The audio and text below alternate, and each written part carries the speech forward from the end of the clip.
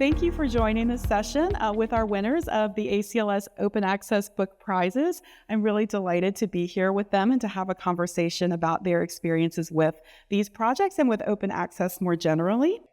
So we'll start with some questions first for our authors, starting with Simon. Simon, one of the history judges has this to say about your work. Freedom seekers escaping from slavery in Restoration London is a journey of a book. As a reader, I found myself deeply immersed. Newman's writing is highly engaging and will likely bring a completely new understanding of British history. The stories of featured freedom seekers will stick with me forever, a must-read for just about any audience. So what about this particular story was important to tell in an open access format for you? And how did the potential for a broad audience shape your approach to writing a manuscript? This is a story about London, and we're used to London today as being a very multiracial, multicultural city.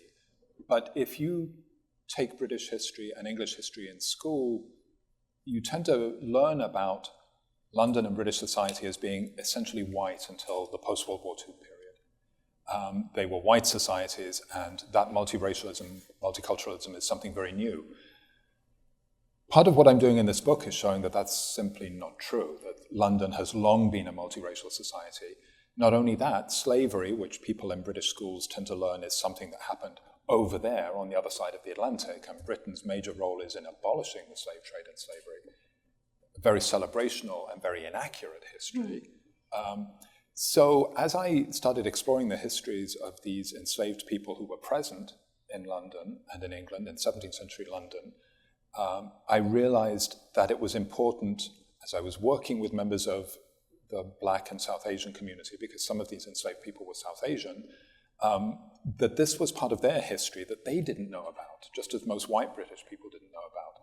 And that it was going to be important to write a book that wasn't just for academics, but was also for this broader audience whose history it was. And that isn't just the Black and South Asian population, that's the white population too, that their history is more complicated than they realized. And so one of the ways I wanted to write the book was to focus on some of these individuals and tell their stories as best I could in a way that would make the academic arguments I wanted to make, but would also be engaging and accessible to a broad audience. So that's why I wrote it that way. Wonderful, wonderful. Thank you for sharing that.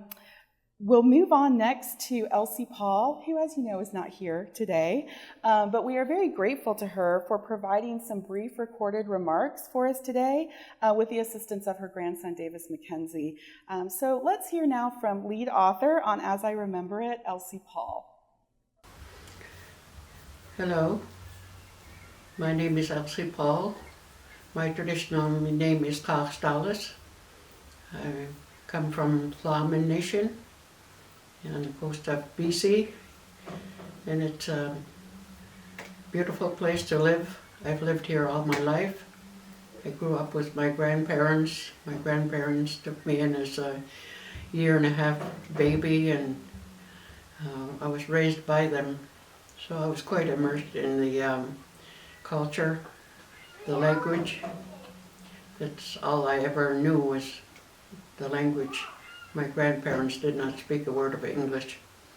So I grew up in that kind of environment, and they lived a very cultural life, living off the land, and they had a lot of teachings to share.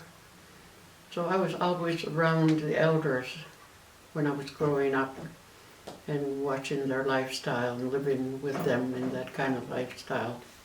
Mm-hmm. So to me, I really treasured that, and I was very fortunate to have that growing up.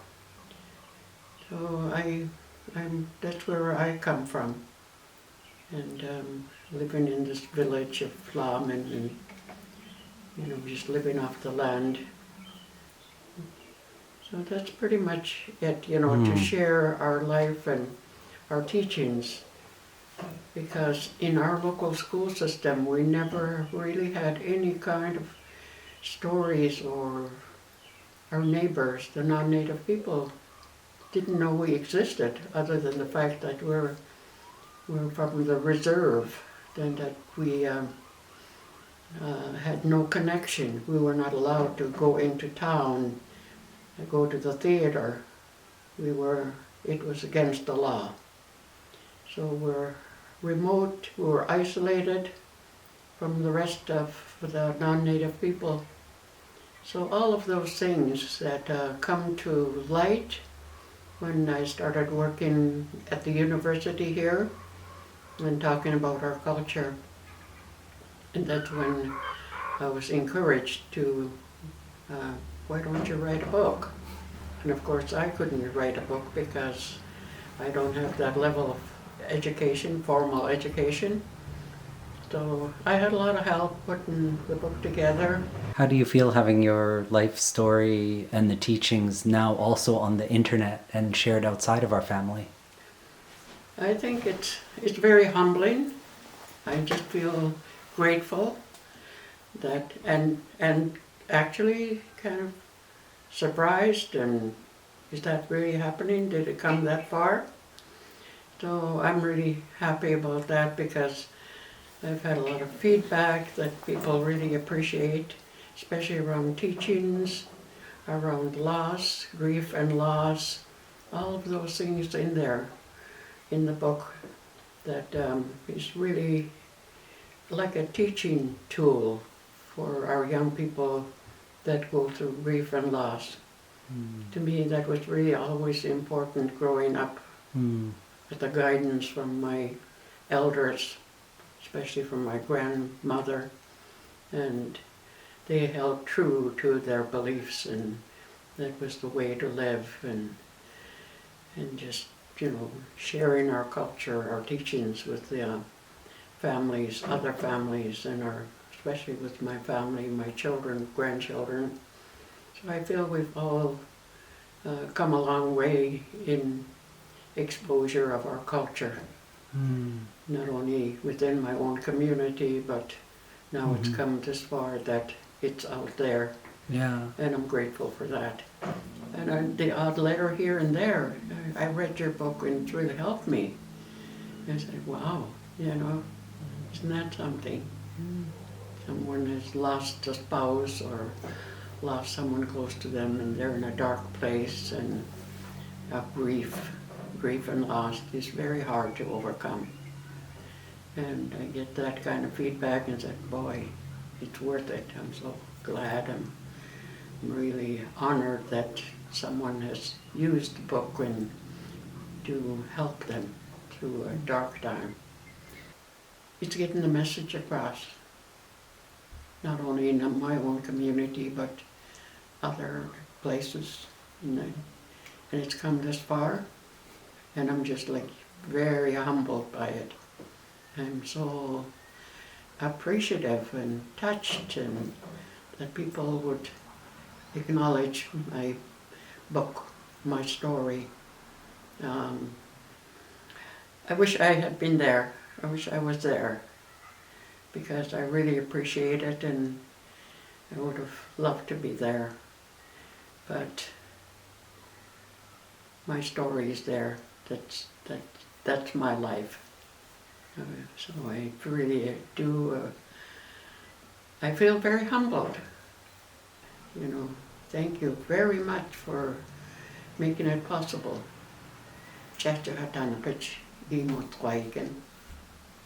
Thank you, Elsie, again, for sharing that with us. And there's some really lovely resonance, I think, this notion of telling stories, the importance of bringing stories to community, and how open access is a really important format for making sure that can happen and that it can be truly accessible to a wider number of people, including the people about whom the story is written and for whom it's written. So Paige, one of the multimodal judges had this to say about As I Remember It. The initial protocol for being a respectful guest forecasts the centrality of community control in this amazing archive. The team that constructed this digital monograph have centered the community while providing a broad and deep intervention into how we understand knowledge. And I'll say here, for those of you who have not yet explored the project, the judge here is referring to a pop-up message that appears on the homepage of As I Remember It, which invites guests to come ashore if in agreement with the guidance offered for approaching the book's content with respect.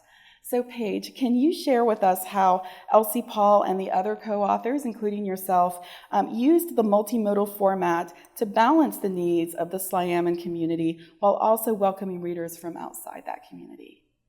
Sure, thanks. I think that we looked at the opportunity to work on a digital book as an opportunity to reach ʔəms people where they live, to quote Davis, who you just heard on the video there. We actually did some focus group outreach to ʔəms youth to figure out how they used online resources, where they were getting information, what types of information and teachings and features they would want in a book that focused on ʔəms cultural knowledge. And we used that to kind of shape how we moved forward.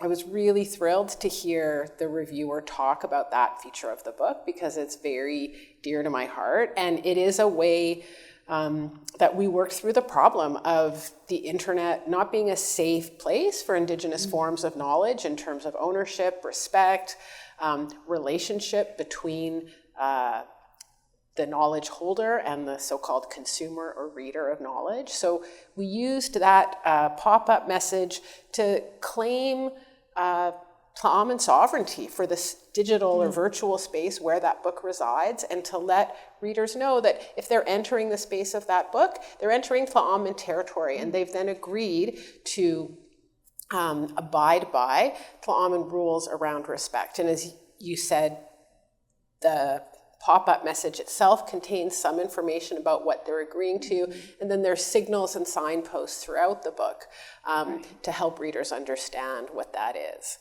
And we hoped, I think, that for ʔəms readers, that would be something that was familiar and welcoming, that would feel like a homecoming in learning about ʔəmes history in an environment where, as Elsie said, their history has been denied and actually not shared with them for a very long time. It's been misrepresented.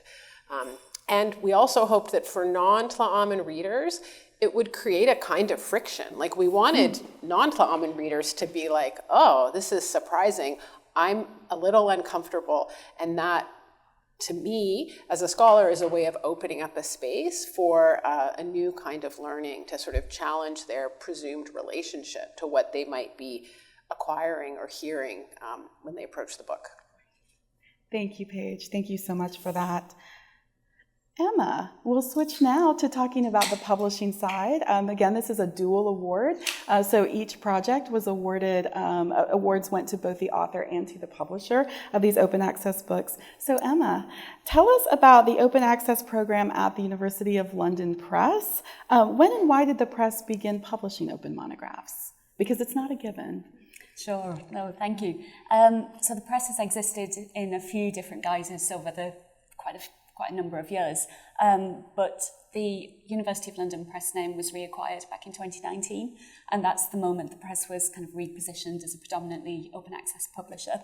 And that is made possible by the funding that we receive through our host institution, which is the School of Advanced Study, which is based at the University of London. And the School of Advanced Study provides us with funding to ensure that the majority of our programme can be published open access, which is fantastic.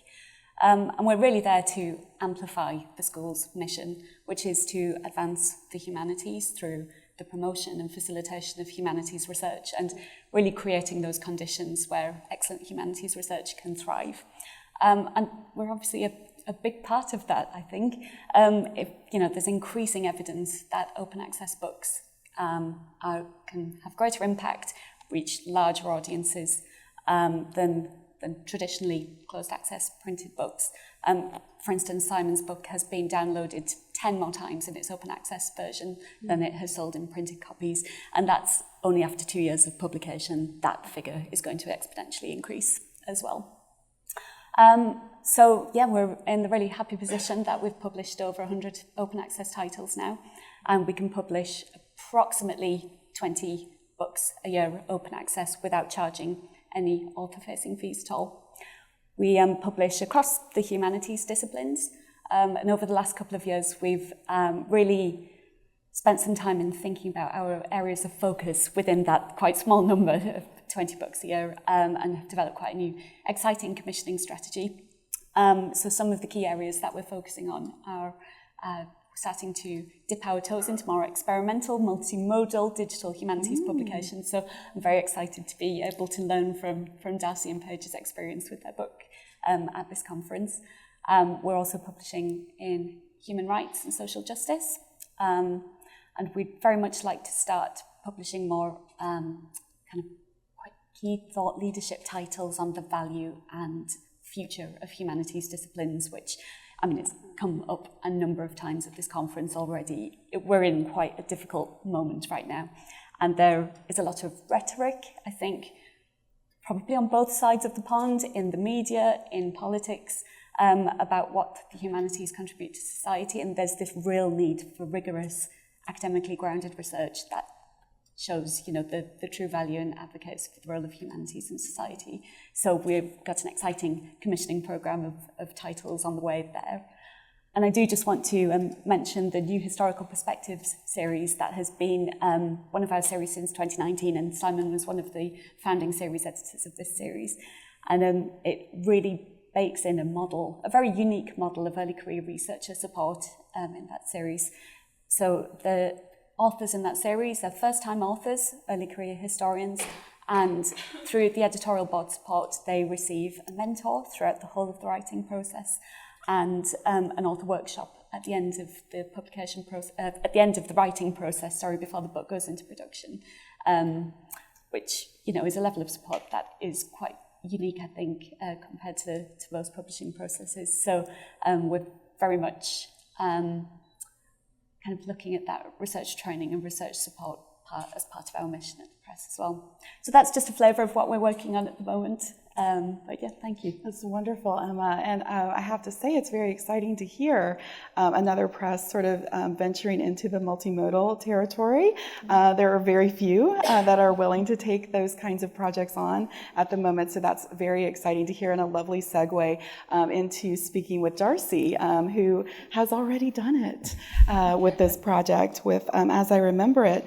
But it's interesting because As I Remember It was actually originally published as a print edition in 2015 by UBC Press, and it was called Written As I Remember It, and it's still available for sale on the website.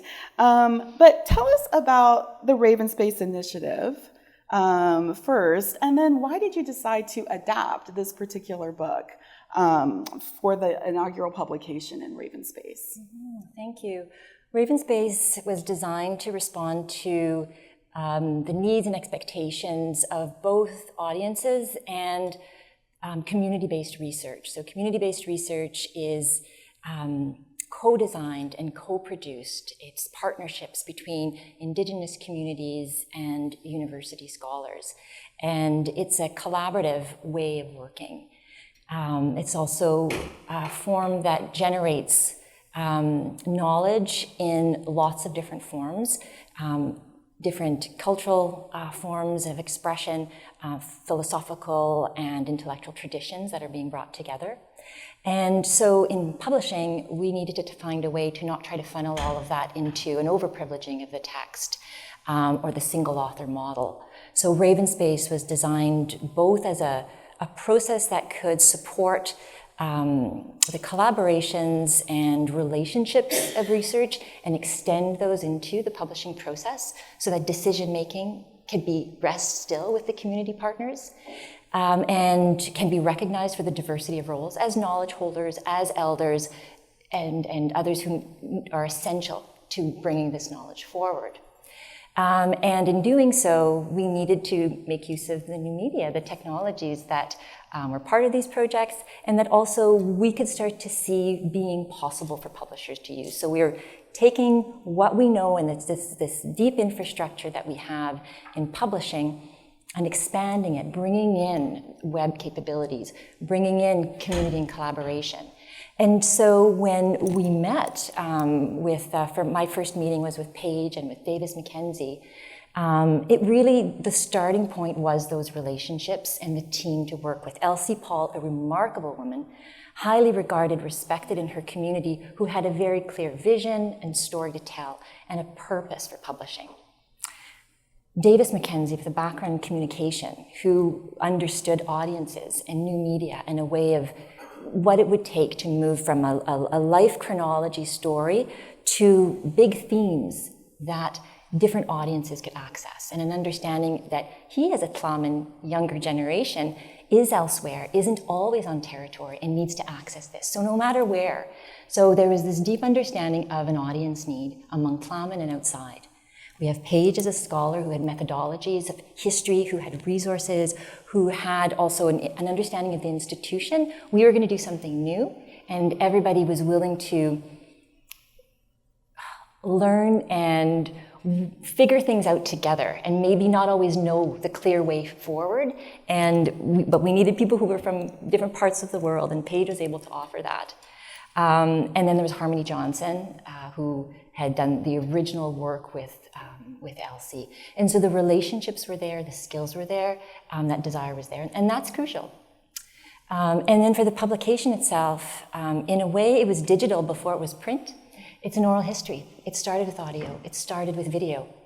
And this provided an opportunity to do two things: to share the teachings and culture more broadly in ways that will engage the next generations, which is key to Elsie's goal, is to carry this knowledge forward to the next generation. So they have to be able to engage it on their terms, in the sense of they're online, they have a visual culture.